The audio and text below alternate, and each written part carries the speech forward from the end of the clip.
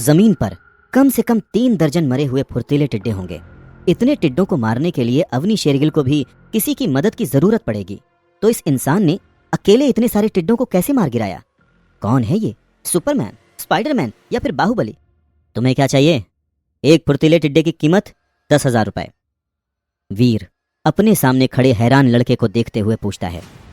जय के वहां आने से पहले वीर सोच ही रहा था कि वो इतने सारे मरे हुए टिड्डों का क्या करे। जोश जोश में उसने इतने टिड्डे मार तो दिए, पर वो ये भूल गया कि जरूरत से ज्यादा इन फुर्तीले टिड्डों की एनर्जी हासिल करने के बाद उसे एक भी जीन पॉइंट नहीं मिलेगा। अभी वो ये सब सोच ही रहा था कि तभी जय वहां आ गया था और उसने वीर को इन टिड्डों की लाश के साथ देख लिया। अच्छा हुआ वीर ने अपना कवच अभी तक पहना हुआ था, नहीं तो शायद जय उसे पहचान लेता। एक टिड्डा 10,000 का, बस इतना सस्ता? जय हैरानी से वीर को देखता है। ये पहली बार कुछ बेच रहा है। ये पहली बार कुछ बेच रहा है क्या जो इतना कम दाम लगा रहा है? जय वीर को देखते हुए सोचता है। भले ही बहुत से लोग प्राइमरी एलियंस का शिकार कर लेते हों, पर फिर भी इस तरह के एलियंस की तादाद कम होती है, खासकर फुर्तीले टिड्डे जैसे फुर्तीले टिड्डे जैसे एलियंस की, जिनकी एनर्जी आज तक किसी ने भी हासिल नहीं की थी। इसीलिए इनकी कीमत 10,000 से कहीं ज्यादा होनी चाहिए। और अगर वीर इन टिड्डों की लाशों को देव आश्रम पहुंचाने में जय की मदद कर देता है तो यही दाम 2-3 गुना तक बढ़ सकता है। तो फिर सुनहरे कवच में खड़ा यह आदमी अपना नुकसान क्यों करना चाहता है?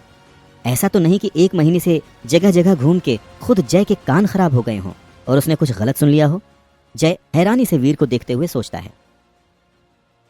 हाँ, 10,000 का एक टिड्डा लेना है तो लो, वरना चलते बनो। वीर का जवाब जय के शक को दूर कर देता है और जय को विश्वास हो जाता है कि ये आदमी वाकई में पहली बार कुछ बेच रहा है, इसीलिए इसे इन फुर्तीले टिड्डों की सही कीमत नहीं पता। पर जय जैसा सोच रहा था वैसा कुछ भी नहीं था। वीर को अच्छे से पता था कि इन फुर्तीले टिड्डों की क्या कीमत है, पर वो जानता था कि बिना किसी कन्वीनियंस के इतने सारे मरे हुए फुर्तीले टिड्डों को वापस देव आश्रम ले जा पाना नामुमकिन है। और अगर वो किसी साधन की तलाश में इन टिड्डों को यहाँ छोड़कर चला जाता है तो हो सकता है कि कोई इन्हें चोरी कर ले। इसीलिए वीर ने बिना ज्यादा सोचे समझे इन टिड्डों की ये कीमत लगा दी। और वैसे भी वीर के पास इतना समय और स्टेमिना नहीं था कि वो इन सब चीजों में उसे बर्बाद करे। उसे इससे भी जरूरी चीजें करनी थी और इसीलिए वो थोड़ा नुकसान उठाने के लिए तैयार था। हाँ बिल्कुल, मैं ये सारे फुर्तीले टिड्डे खरीद लूंगा। वैसे कुल मिलाकर कितने हैं ये? जय तो खुशी से पागल हो गया था। ये फुर्तीले टिड्डे हर तरह से उसके लिए फायदेमंद हैं। एक तो ये उसे कम कीमत में मिल रहे हैं और दूसरा इनकी सप्लाई कम होने की वजह से ये बहुत ही यूनिक गिफ्ट के तौर पर भी इस्तेमाल हो सकते हैं। कुल मिलाकर ये 43 फुर्तीले टिड्डे हैं। क्योंकि तुम आदमी सही लग रहे हो इसीलिए मैं तुम्हें डिस्काउंट भी दे दूंगा, जिसके बाद ये सभी टिड्डे तुम्हें 4 लाख में पड़ेंगे। वीर ज्यादा सोचे समझे बिना जय को अपना आखिरी ऑफर बताता है। उसे लगा था कि जय के पास ज्यादा पैसे नहीं होंगे, इसलिए उसने जय को डिस्काउंट भी दे दिया। भाई, मैं तुम्हें इन फुर्तीले टिड्डों के 10 लाख दूंगा और ये 10 लाख रुपए का एडवांस और रखो। ये फ्यूचर में तुम्हारे द्वारा मुझे मिलने वाले सभी शानदार चीजों के लिए है। मुझसे डील करके तुम्हें फायदा ही फायदा होगा। मैं हमेशा तुम्हारे सामान की अच्छी से अच्छी कीमत लगाऊंगा और अगर तुम्हारे पास म्यूटेंट एलियन की एनर्जी हुई तब तो मैं तुम्हें माला माल कर दूंगा। जय अपने बैग से नोटों के बंडल निकालकर वीर की तरफ बढ़ाते हुए कहता है।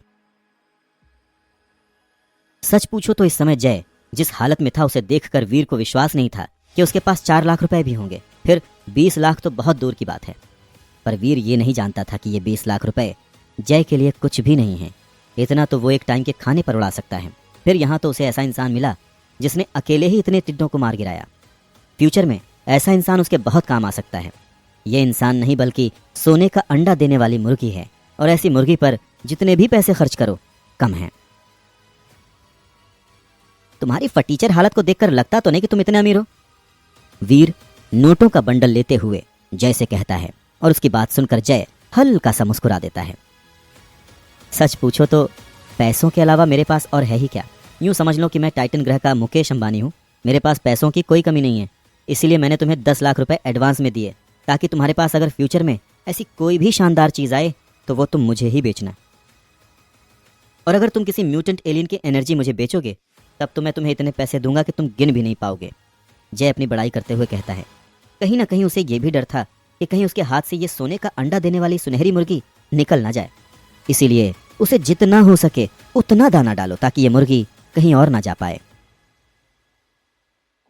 भाई तुम बोलते बहुत हो। खैर, अपना नाम और पता बता दो, फ्यूचर में अगर ऐसा कुछ मिलेगा तो मैं तुम्हें कांटेक्ट कर लूंगा। वीर गहरी सांस लेते हुए कहता है।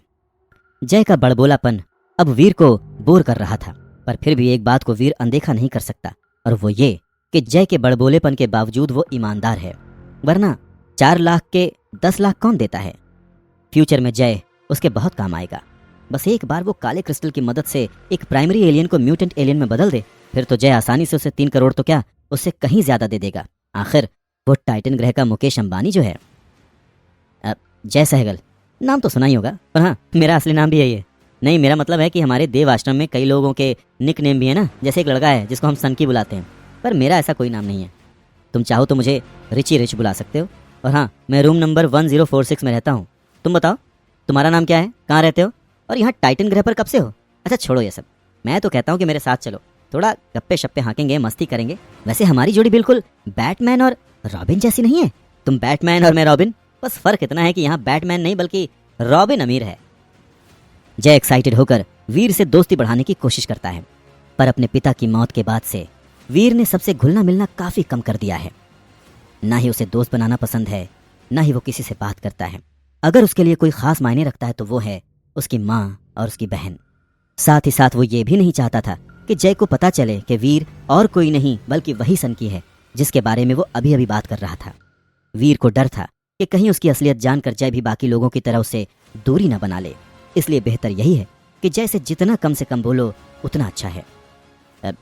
मेरा नाम डॉलर है और तुम्हारे लिए बस इतना ही काफ़ी है।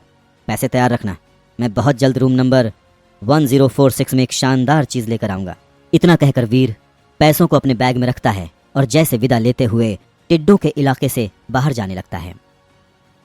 भाई तुम्हारा इंतजार करूंगा, आना जरूर, और हाँ चिंता मत करना, पैसों की कमी नहीं है मेरे पास। वीर को जाता हुआ देखकर जय पीछे से हाथ हिलाते हुए चिल्लाते हुए कहता है, और देखते ही देखते वीर उसकी आंखों से ओझल हो जाता है। डॉलर नाम थोड़ा अजीब नहीं है? खैर मुझे क्या करना, मुझे तो बस सामान से मतलब है। और वैसे भी डॉलर नाम भले ही अजीब हो, लेकिन सनकी से तो अच्छा ही है ना। पता नहीं वो लूजर कहाँ भटक रहा होगा। वीर के जाने के बाद जय सोचता है, बेचारे को अब तक समझ नहीं आया कि गंगाधर ही शक्तिमान है, यानी कि जिस सनकी का देव आश्रम में ये सारे लोग मजाक उड़ाते हैं वो कोई और नहीं, वीर उर्फ डॉलर ही है।